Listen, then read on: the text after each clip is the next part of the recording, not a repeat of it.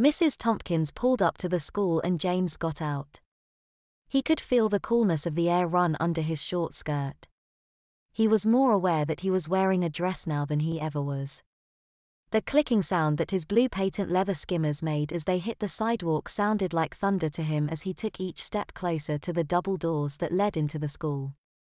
As he got closer, he could see the principal waiting for him, inside the hallway. He had a smile on his face, and James knew that he knew all about what had happened to him. As James entered the doors, the man spoke to him, and asked James to follow him to his office so that he could make sure that everything was going to go all right on Janet's first day of school. The sound the heels of his skimmers made on the tile floors in the hallway seemed to be even louder to him than it was on the pavement coming in, but it was all in his mind.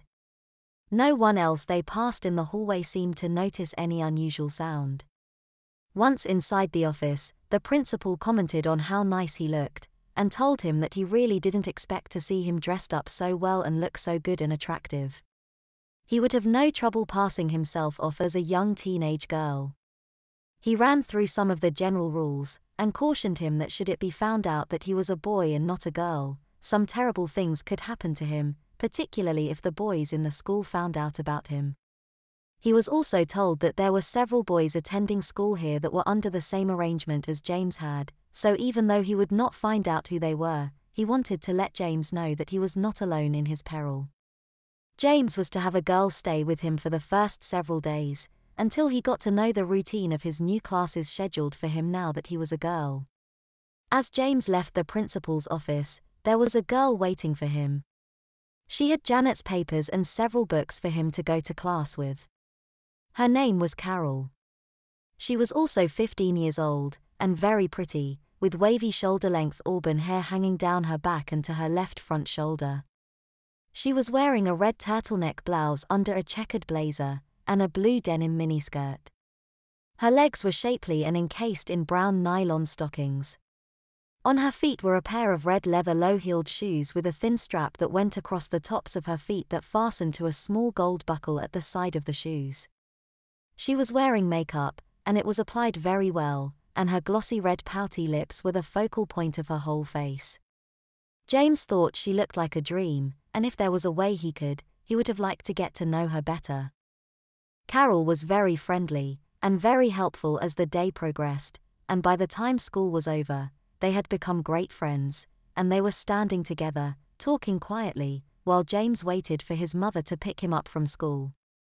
Mrs. Tompkins pulled up shortly, and as soon as she saw that Janet was with another girl, she got out of her car, and was introduced to Carol.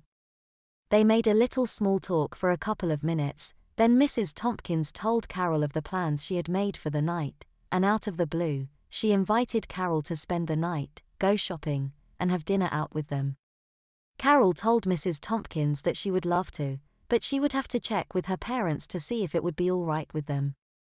James's mother told her to get in the car, and she would drive her to her house, and if it was all right for her to go, then she could get anything she would need for school the next day, or any of the other things she may need for the evening. It was only a short drive to Carol's, and she ran into her house and was soon coming back to the car, carrying a small suitcase. She put her case in the trunk, and they were soon on their way to James's house, and she asked where to put her things. As soon as that was settled, they all left to go shopping and were soon at the mall. In one of the dress shops, James went into one of the dressing rooms and tried on a few dresses, and bought 3 of them that he really liked. He bought more lingerie, several pairs of shoes, a couple of nightgowns, and one that Carol was just thrilled about.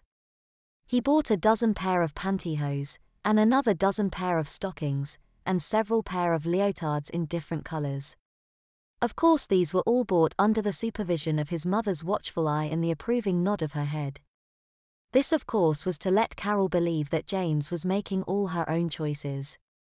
They left the mall, stopped in at a small Italian restaurant, and enjoyed a fine breaded veal cutlet and spaghetti dinner.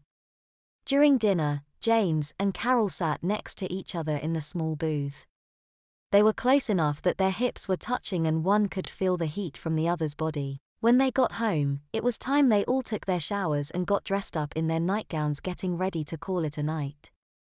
Mrs. Tompkins took hers first, and she told them both good night and to make sure that they didn't stay up too late watching the television or listening to the tapes.